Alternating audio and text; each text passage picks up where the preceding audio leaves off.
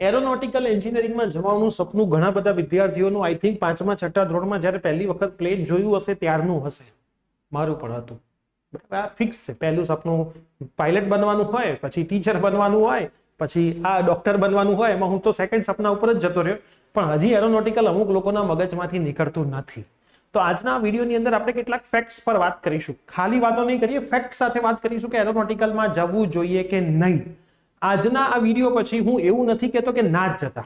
તમને તમારા પર દમ હોય, વિશ્વાસ હોય કે ભાઈ હું કાબિલ છું, તો 100% જજો.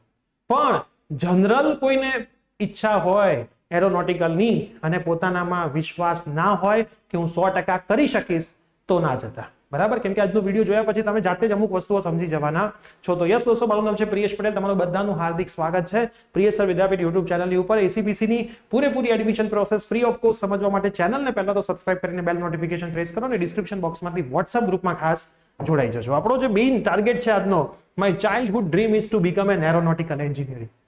મારું ચાઇલ્ડહુડનું ડ્રીમ હતું, તમારું છે. અમુકનું નીકળ્યું નહીં, મારું તો નીકળી ગયું હતું. હવે અમુક ફેક્ટ્સ પર આપણે વન બાય વન વાત કરીએ. એરોનોટિકલ એન્જિનિયરિંગ એકચ્યુઅલમાં છે શું? તો એરોનોટિક્સ અને એરોપ્લેન મેન્યુફેક્ચરિંગ બંનેને પ્લસ કરીને એરોનોટિકલ બને છે. એનો સિદ્ધાંત 100 વર્ષ પહેલા ડિસ્કવર થઈ ગયો હતો. જે અફર છે અને તેમાં ક્યારેય ચેન્જ થવાનો નથી. મતલબ જે ફાઇનલ હતું એ છે જ. હવે એમાં કોઈ ચેન્જ, નવું કઈ ઇન્વેન્શન નથી. એરોપ્લેન મેન્યુફેક્ચરિંગ માટે mechanical, electrical, EC, chemical, computer, material science બધા એન્જિનિયરની જરૂર પડે છે. બરાબર. હવે ગવર્મેન્ટની અંદર પ્લેસમેન્ટની ઓપોર્ચ્યુનિટી અધર બ્રાન્ચ, જ્યાંની અંદર અધર બ્રાન્ચ લખી છે, ઓલમોસ્ટ ઝીરો છે. જો પ્રાઇવેટમાં almost zero, scope in Gujarat almost zero, business opportunity zero. તમારે જો એરોનોટિકલમાં લેવું હોય ગુજરાત લેવલે BE-BTechમાં, તો પ્રિફર બ્રાન્ચ કઈ છે? મિકેનિકલ. કોઈ પણ ટોપ કોલેજ એરોનોટિકલ એન્જિનિયરિંગ ક્યાંય ઓફર કરતી નથી. તમારે જોઈ લેવાનું, જેટલી પણ ટોપ કોલેજ છે ગુજરાતની, ક્યાંય એરોનોટિકલ એન્જિનિયરિંગ નથી. તમારી બહુ ઈચ્છા એરોનોટિકલની છે તો ખાસ તમે શું લઈ લેશો? મિકેનિકલ એન્જિનિયરિંગ લઈ લેશો.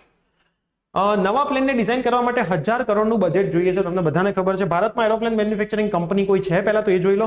કોલેજમાં ભણાવશે કોણ? પ્રોફેસરને શેનો અનુભવ હશે?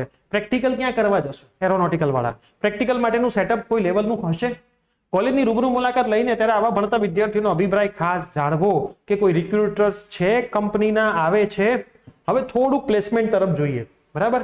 મદ્રાસની ઇન્સ્ટિટ્યૂટ ઓફ ટેકનોલોજી છે, અન્ના યુનિવર્સિટી ચેન્નઈ, એનું યુજી નું પ્લેસમેન્ટ 19-20 નું તમે જોઈ શકો છો, 20-21 નું જોઈ શકો છો, 21-22 ને 22-23. એમાં એરોનોટિકલ નું પ્લેસમેન્ટ જોવો 4%, અહીંયા 6%, અહીંયા 16%, અને 22-23 હમણાં જે છેલ્લું હતું એ 13%. તો ઓન એન એવરેજ તમે 10% માનીને ચાલો. 10% પ્લેસમેન્ટ. બાકીની બ્રાન્ચમાં તમે પ્લેસમેન્ટ જોવો, તમને તરત જ ઓટોમેટિક જ દેખાઈ જશે. બરાબર. સૌથી વધારે CT નું છે, કોમ્પ્યુટર ટેકનોલોજી. દેખાય છે? બાકીના બધાના પ્લેસમેન્ટ. ઠીક છે. તો પ્લેસમેન્ટની દ્રષ્ટિએ જો સારી ઇન્સ્ટિટ્યૂટ પણ ઓફર ના કરી શકતી હોય તો નોર્મલ ઇન્સ્ટિટ્યૂટમાં એરોનોટિકલનું શું?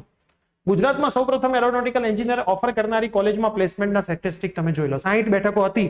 2019માં 6 વિદ્યાર્થીનું પ્લેસમેન્ટ થયું. 20માં 7, 21માં 5, 22માં તો 2 થઈ ગયા. ધીમે ધીમે ઘટ્યા. આ પ્લેસમેન્ટ પણ ડેટા એન્ટ્રી જોબ અથવા તો માર્કેટિંગ જોબનું છે.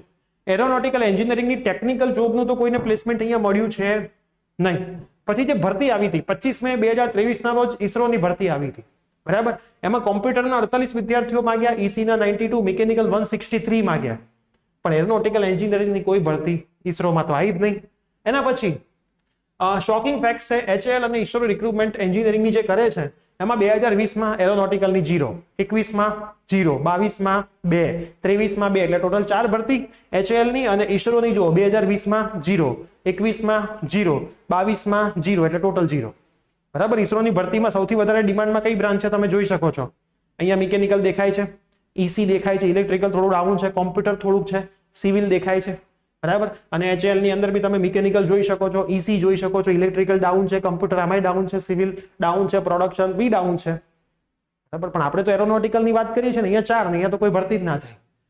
હજી આપણે આગળ વાત કરીએ. એરોનોટિકલ એન્જિનિયરિંગ માટે આપણા દેશમાં સ્કોપ નહીવત છે, એટલે કોઈ પણ કોલેજમાં પ્લેસમેન્ટ નહીવત છે. 99% એરોનોટિકલ એન્જિનિયરિંગને ટેકનિકલ જોબ મળશે જ નહીં. બરાબર. ક્લિયર લખ્યું છે, મળશે જ નહીં. જો તો પણ તમારે એરોનોટિકલ એન્જિનિયરિંગ કરવું હોય તો એરોસ્પેસ પસંદ કરો, અને તે પણ માત્ર IIST, બરાબર, IIT અને NIT માં જ. બરાબર. આ 3 જ કોલેજમાં એરોસ્પેસ પસંદ કરો. આ સિવાય એક પણ કોલેજમાં એરોસ્પેસમાં જવું નહીં. અમારી તો ક્લિયર કટ સલાહ છે કે BE મિકેનિકલમાં કરાય અને ત્યારબાદ ME એરોનોટિકલનું વિચારાય. તમારો જો બહુ ઇન્ટરેસ્ટ હોય તો તમે શ્યોર એમાં જઈ શકો. તો હવે આઈ થિંક તમારો જે ડ્રીમ હતું એરોનોટિકલનું એ તમને થોડો આઈડિયા આવી ગયો હશે કે એરોનોટિકલમાં જવું જોઈએ કે ના જવું જોઈએ. બરાબર, એટલે અમુક વખત અમુક ફેક્ટ્સ વિચારી લેવા જોઈએ. પછી જો તમે મન બનાવી લીધું છે જવું જ છે તો પછી કંઈ પણ થાય હું જોરદાર મહેનત કરીશ ને ગમે ત્યાંથી જોબ પાતાળમાંથી પણ ઢૂંઢીને લાવીશ, પાતાળમાંથી શોધીને લાવીશ, એ પછી આપણા દમ પર છે. બરાબર, પણ હું મારું પર્સનલી સજેશન પણ એવું જ હોય છે બીઈ મિકેનિકલમાંથી કરો અને પછી એમઈમાં તમે એરોનોટિકલનું જરૂરથી વિચારજો. તો આ વિડીયો તમારા બધા જ મિત્રોમાં શેર કરો કે જેમને એરોનોટિકલમાં જવું છે અને પકડીને બેઠા છે કે મારે તો એરોનોટિકલ જ કરવું છે, બીજું કશું કરવું નથી. તો મળીશું આવી જ કોઈ નવી અપડેટ સાથે. Bye, take care.